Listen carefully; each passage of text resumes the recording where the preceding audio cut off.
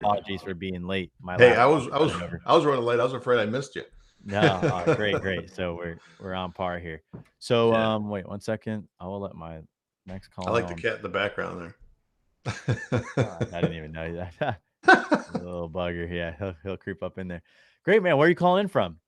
It's port. If you look at Lake Michigan, kind of the southern tip of the lake, just kind of what is it, southeast of Chicago in northwest Indiana, town called Nice. Portage. I Portage. don't know if you Huh. ever driven through. A lot of people from New York drive through here, going somewhere else. So where you see the signs for the dunes, I'm right over there by the Dunes Yeah, National I Park. I actually used to date a Hoosier. So but she was in, what was her town? Small town too. I forget, but yeah, yeah, right around Yeah, there actually. yeah. The whole state of Indiana, I think that's 6 million people. Chicago metro area has more than that. So I'm Yep, originally from Chicago, so I gotcha. located out here for a job about 18, 19 years ago now. Nice, man. So Yeah, well, I would love to on that note, would love to get some background on you. You shared where you're from. Would love to get a sense for the journey that you've taken to get to where yep, you're at now, yep. and then a little bit about what you're doing now. Yeah, so I sent you some things on email over the weekend. Basically, I spent. So I'm 55 years old, so I'm seeing the horizon, but I'm getting toward the end of my work career, I suppose, at some point here. Um, went right in the military right out of high school. Had a family young, 10 years in the army. Traveled the world.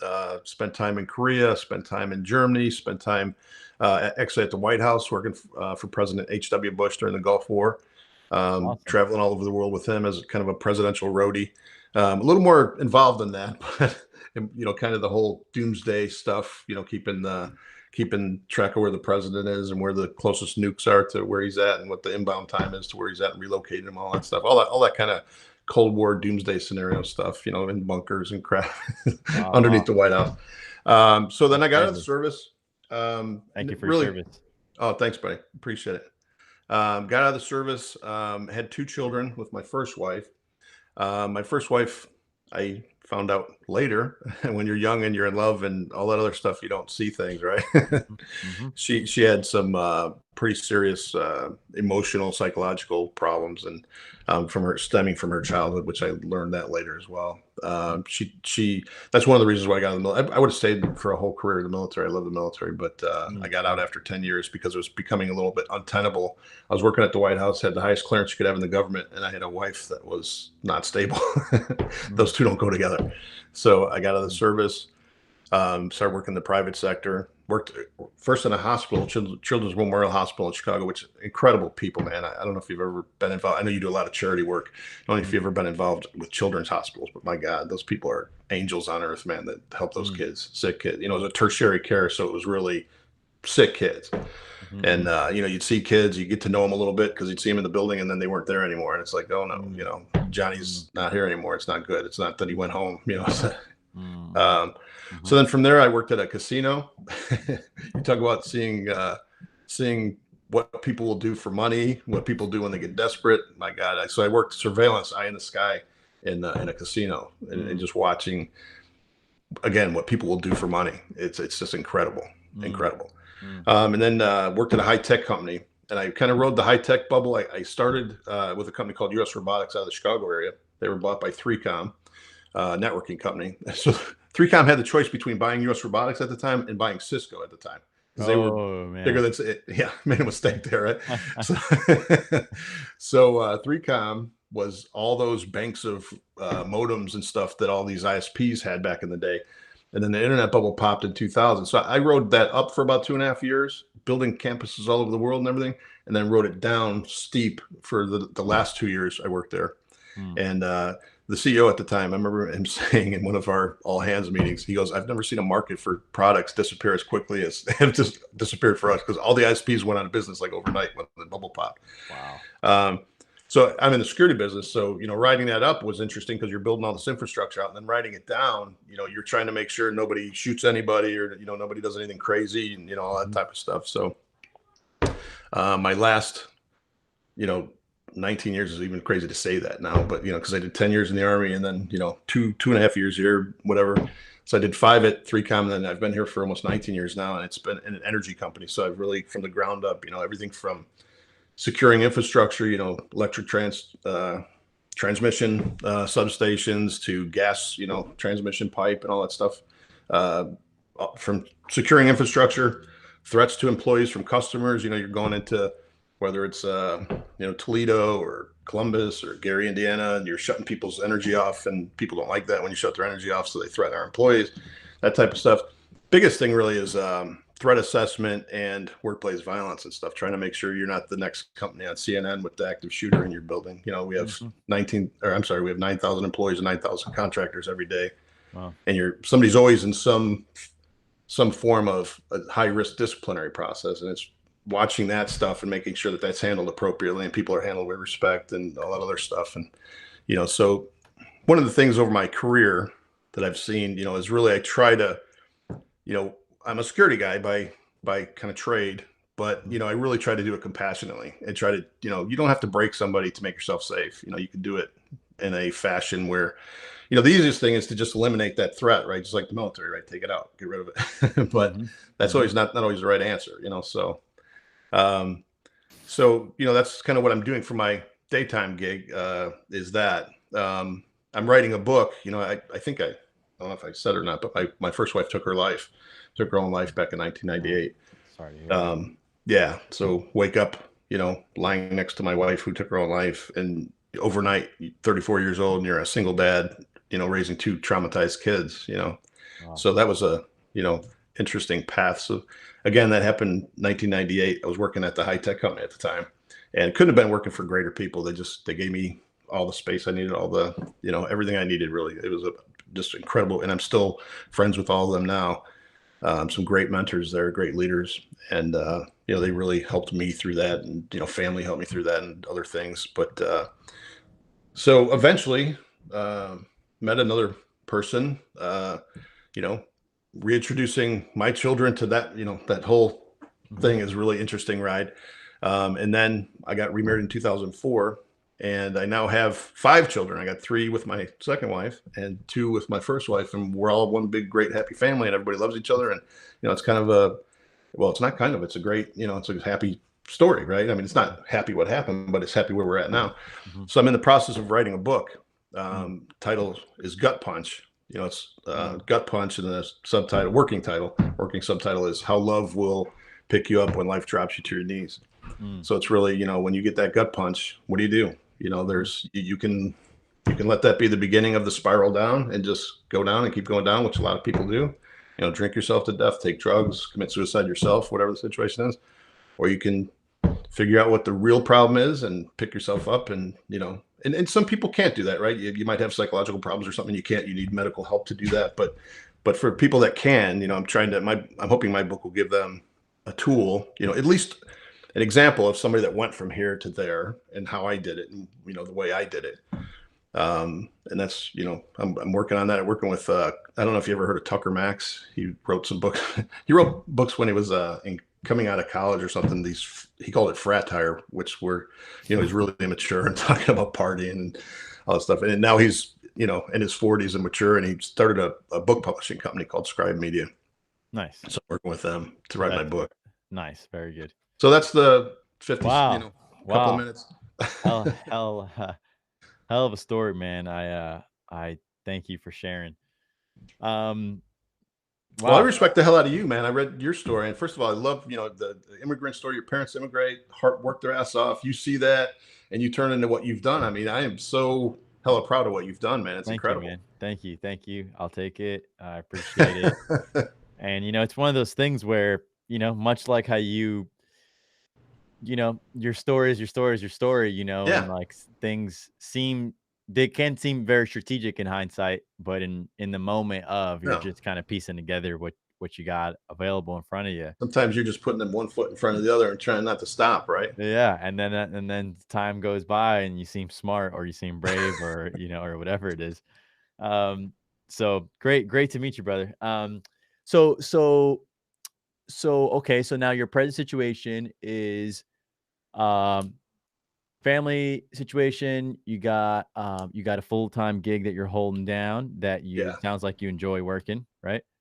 I do. I mean, it's really stressful, to be honest with you. It is really stressful. Oh, There's really? the house is always burning down, right? People Right. don't come to me when there's not a problem. Right. So whenever Fair my enough. phone rings, something really bad's happening. Wow. So Wow. it's That's just, crazy.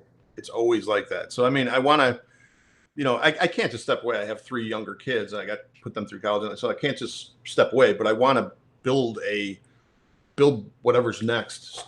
Kind of try to start building that now, and Right. hopefully the book will be a platform to move along on that. And I shared in the note that I sent you. Hopefully, you get a chance to see that. I really, I care about people. Obviously, there's this friend of mine named Aaron Weed. One of the parts of my job is threat assessment and threat management. There's a guy named Gavin DeBecker who does that. Probably, there's two basic schools of threat assessment in the country. One's Gavin DeBecker. There's another doctor. I can't remember his name off the top of my head, out of California. Those are kind of the two threat assessment schools of thought in the country, and they're similar, but there's little tweaks here and there. Anyway, Mhm. Gavin DeBecker runs this academy twice a year up in the mountains, San Bernardino Mountains, outside of LA, Mhm. Lake Arrowhead, and you go there, and it's world class training on threat assessment. So I've been there twice. First year I went there, and I think it was '05. I met this young woman who her story was, she was going to Eastern Illinois University, and she graduates. She's living in New York City, working for like a media company. I think it was Discovery Channel or one of them. And right around 9/11, just before 9/11, her roommate, who was her roommate through 3 years of school, gets raped and murdered. Shannon.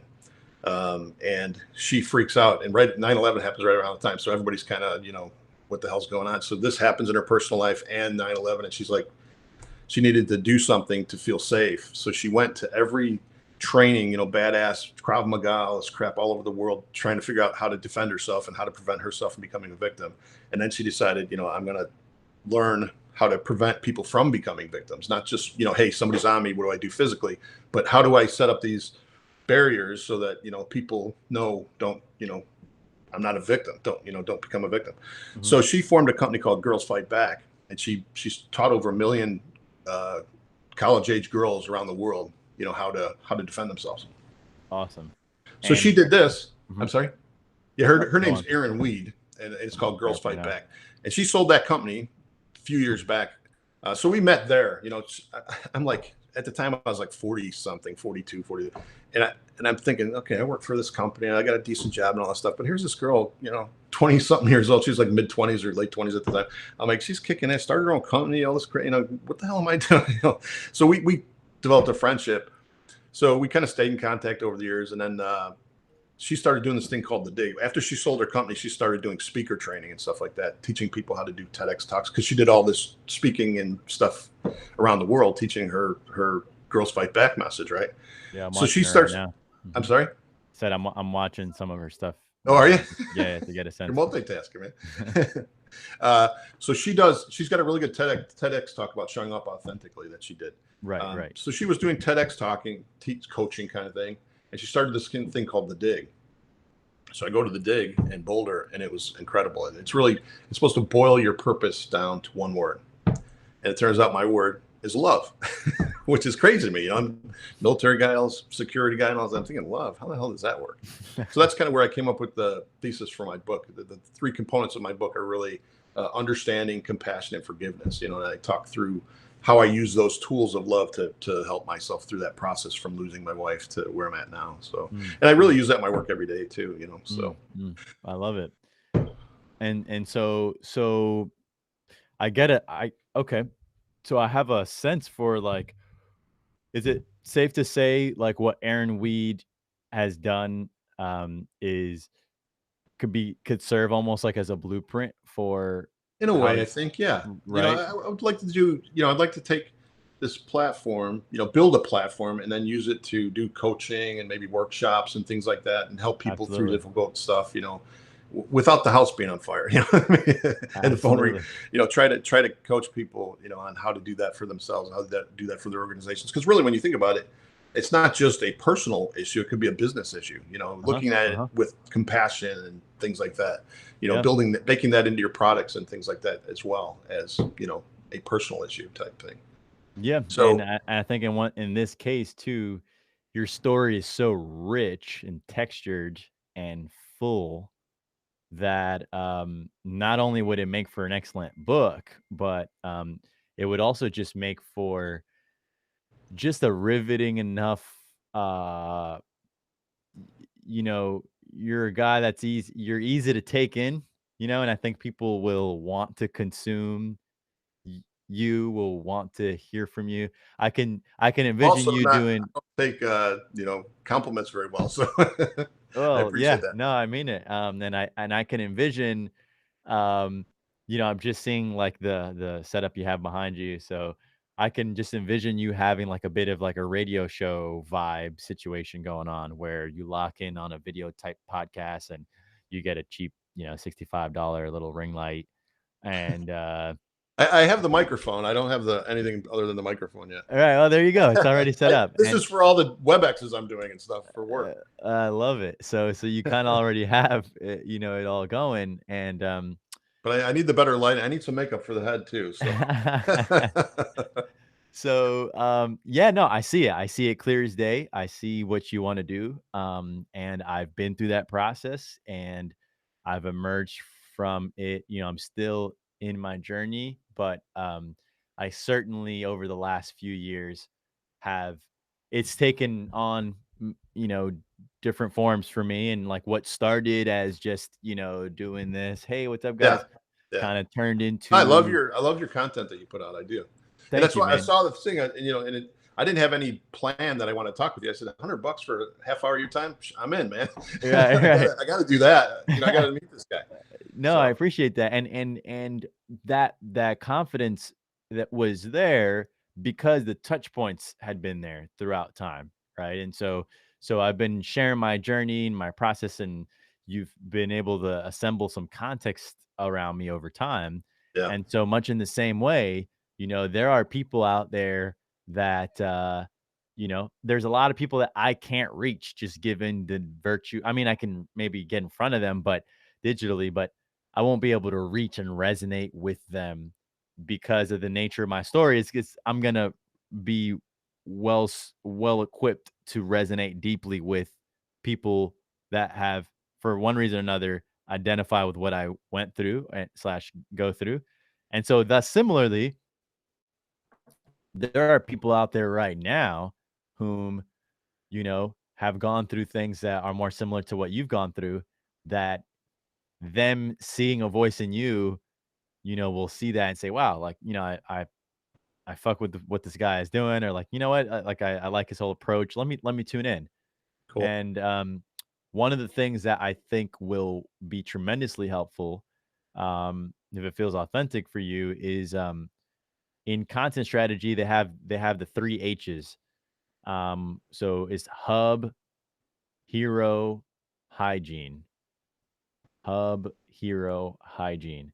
Where hub is continuous episodic content. Okay, Hero is like long form emotional content.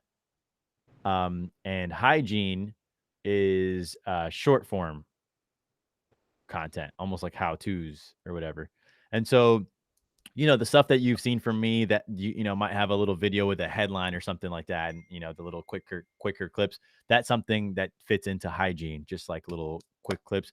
And then you have the hero. If you've ever been to my personal website, like on the main page, there's this video that kind of sums up my story, and it's beautifully done, and it's just a tearjerker type thing. They yeah, call that hero because you become the hero in this world right. that shows what your story is. But the most important of the three is actually hub, where that's your pillar series, is what they call it, where that's just kind of like, hey, um, whatever you decide to name the show, you could name it the same title as your book, Hmm. or whatever name you want to get behind. But then you determine a frequency, right? Just to take a page out of basic cable's playbook, right? Like there's a reason Tuesdays at 9 works, Hmm. like because people that like the show, just they know when to tune in and they kind of regularly tune in. So you give them the opportunity to nurture, your would-be audience. Um, and then also, audience is like a bullseye, like you're gonna have your people at the core Yeah, that are gonna just consume everything you put out because they resonate so much. and then they get more and more, lukewarm and eventually cold as you go out. But um, effectively, what we're looking to do here is, um, you know, Jim Miller is working on a book, and you're putting your life story in a book, and as part of that, what we want to aid those efforts and begin to establish context for folks, um, by starting to share what it is that you're about. And I think that having content, obviously just works hand in hand with book efforts, but also even beyond the book, because you'll go on to continue doing this beyond the book. You might write another one, or, Yeah. whatever. Um, um, what we want is, like, it's funny because it's easy to grasp when it's in the physical realm, but, like, you can't pick up what I don't put down. So if I don't physically hand you this phone, you have no chance at picking it up, Right. right? I got to put it down for you to pick it up. Therefore, it works similarly in this digital world. It's just unphysical. Right. It's If you're not not putting physical. it there, nobody can receive it. Correct. And moreover, if you are not intentionally crafting what it is that you want people to know you as, then you're open to interpretation. So they'll say, "Yeah, Jim Miller. Oh yeah, yeah, he was." And then based on when they met you, they'll say, "Yeah, he was Yeah. security Right. guy, right? Or he was White House guy, right? Or Yeah. whatever." Versus you saying, "Okay, this is Jim Miller 4.0." Yeah. Um, and I'm gonna be, so example, hey guys, Jim Miller here. Welcome to Gut Punch. On this show, we talk about how to pick yourself up after a devastating event in your life. Um, and this week I want to talk about, name the topic, and dealing with having kids from a prior marriage, or having, easing them into a new family. What's that like? Or Yeah. all the many, many, many things that you've been through. Yeah. you know you're just creating this space for yourself that you can speak on a subject matter that, with passion, confidence and conviction. And it doesn't even have to be guru as much as it can be exploratory. And you can speak to other people who have been through, these types of things. And so Is there anyway, I'm sorry, is there a formula Mhm. or a software or something that helps you like structure kind of that content, like lay it out or not? Just you got to kind of No, well, I mean, it depends on how you wanna do it. I do it as simply as, like, I just take notes on a pad. I set it in front of me, and, these days I just go cold usually, but what helps is the hub itself, right? So, once you come up with the show name, it could be Gut Puncher, it could be yeah. whatever you want it to, and once you come up with what the theme is that you wanna talk about, right? Yeah. Then from there, you can go live just on Instagram Live, um, and, you know, You don't even on need to produce a podcast type thing. Okay. y if you wanted to produce a podcast, I use this website called Buzzsprout. Mhm. I Buzzsprout. don't know that I'm ready for that yet, but I just trying to understand what. Yeah, no, sure, sure. Buzzsprout is an excellent software where you can upload audio and it'll automatically disseminate it to Spotify, Apple Podcasts, Stitcher, everywhere all at once. It'll Wow. mix and master the audio for you. All you got to do is just title the episode, you upload the file, and you press ship, and it's everywhere all at once. Wow. Um, so like I would set up your mic in front of you, but also record it from your computer, just like how you're doing now. Mhm. Um, and now you have a video podcast where you can kind of, you can use the video as needed, but then you also have the audio if you wanted to ship it in audio format. And Right. the benefit here, and what the hub does, is it allows you to build an archive of a lot of long form content, right? Because each episode will be, maybe call it 20, 30, 40 minutes, maybe 50 minutes even. Mhm. And I want you to upload it in its totality to YouTube, or you leave it on your Instagram or whatever, Facebook. And then what happens is, over time, right? You remember those other H's, the hero and the hygiene. Mhm. Eventually, you can that you can craft that content from the hub, So Okay. people can go back into your Kinda archive restoring back, yeah. and then say, "Oh, wow, this is a great moment here about dealing with the loss of a loved one."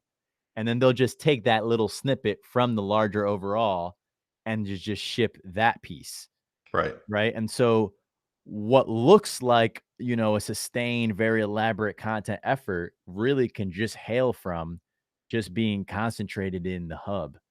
And just to here, let me share my screen and show you something. Sure.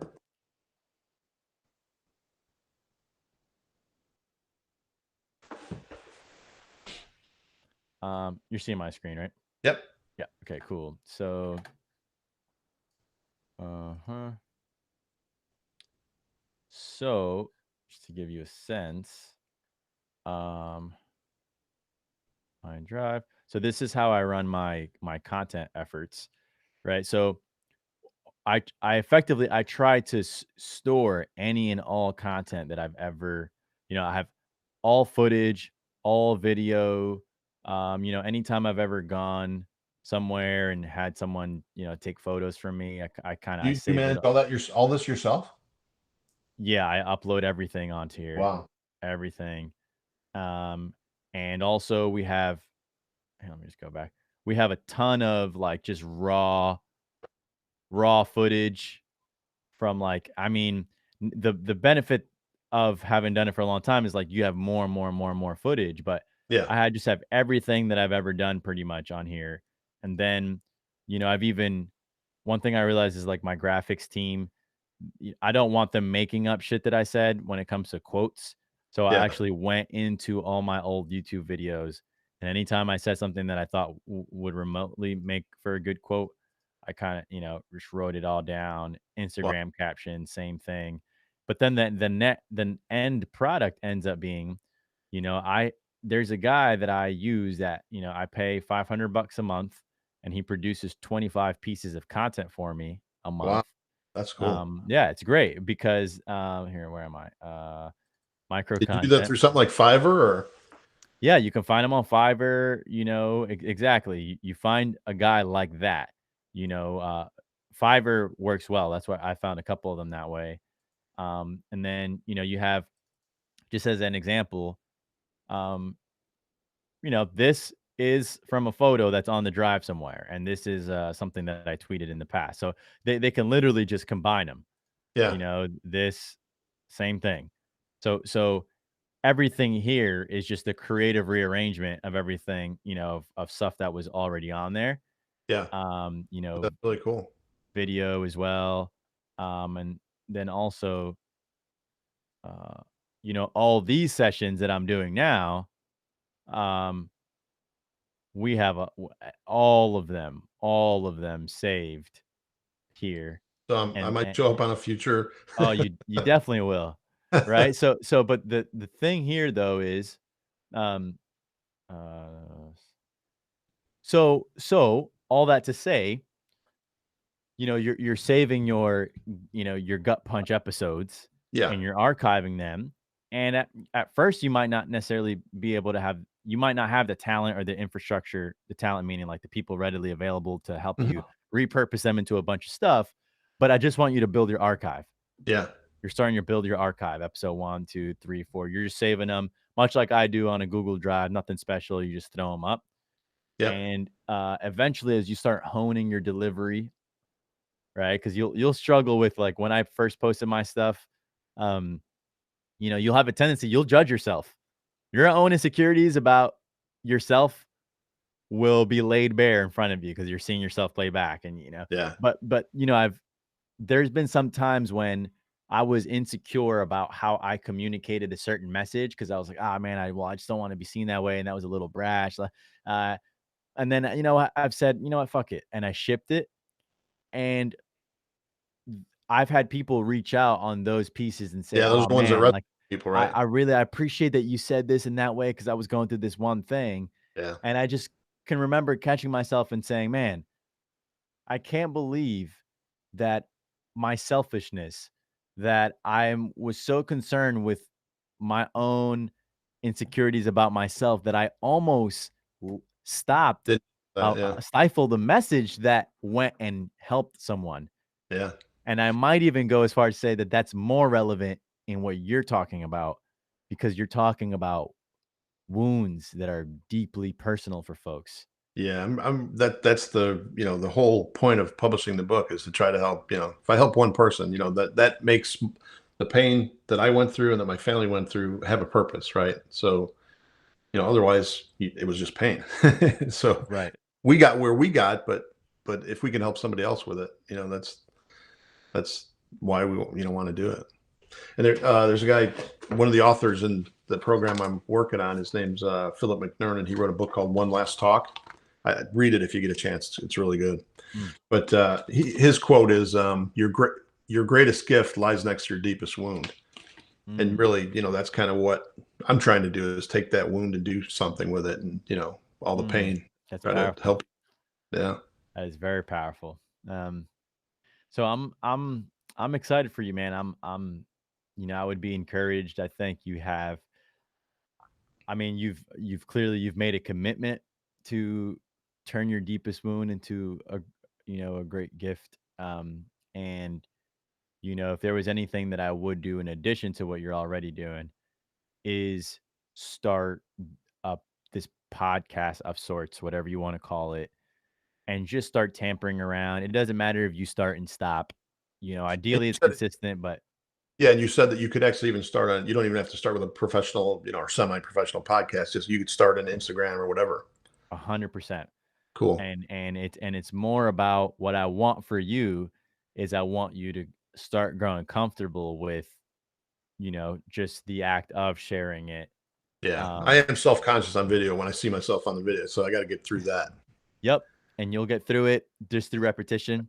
Yeah, It's just like when you hear your voice for the first time, you're like, "Man, I thought I sound something else," and yeah, then you get comfortable, and then as those things fade, then it allows you to dig deeper into the actual message, yeah, and then you explore and tinker with the actual delivery of the content and what's being said, and then you'll recall one-liners that made people go, "Oh," right? And then yeah, you use that into your messaging even more, and then over time, you have you craft this really potent delivery that someone like an Aaron Weed, for instance, from having done it for so long now, yeah. kinda knows exactly, what's gonna get someone to be there in that space with her. So, um, I'm inspired by your journey, man. I really am, Appreciate so that. I really yeah. respect what you've done with your life and what you're doing for other people. Giving back and helping other people. That's really very admirable. And I again, $100 for half hour of your time, and you've gone over, so I appreciate it. I couldn't pass that opportunity up, and No, absolutely, man, and I'm just glad just I've connecting is worth the whole thing. agree, and, that's exactly right. I was gonna just say that exact thing. It's been a great joy for me to meet you and so many and just and spend quality time, and now I'm privy to what you're doing and your story and stuff like that, and I can't wait to support. So please do, connect with I'm not sure what platform it is that we're predominantly connected on, if it's IG or whatever, but, I think we're LinkedIn. That's where I met initially saw your content and everything. So okay, I okay, need good. to get on those other platforms, whether it's, I'm not going to be dancing on TikTok, but Well, I need to get on Instagram, or, I'm really not on Instagram. I'm on barely on Twitter. I'm on Facebook and LinkedIn. So I need to up my game on that stuff. okay. So Well, it's a reminder for me to keep nurturing LinkedIn because sometimes I forget to post things that's on the gram on LinkedIn. But that said, yeah. So we're already connected, and yeah, please feel free to reach out to me at any time. My inbox is open to you. That email that I sent you my personal yeah, email was that on, that's my co-found Found Harlem? Okay. jh@harlem.com. That's Yep. my actual email. So I'll go back and make sure to read your note that you took time to Sure. craft for me. No But worries. Jim, real Thank pleasure, man. Great to connect. Awesome to meet you, man. Thank you. And again, I really, love what you're doing. Thank you, man. Best of luck on the publishing journey. And yeah, you have a new fan and supporter. So look Thank you. forward to seeing what you do. Take care of yourself, man. Nice Be to well, meet you. brother. Bye. Likewise.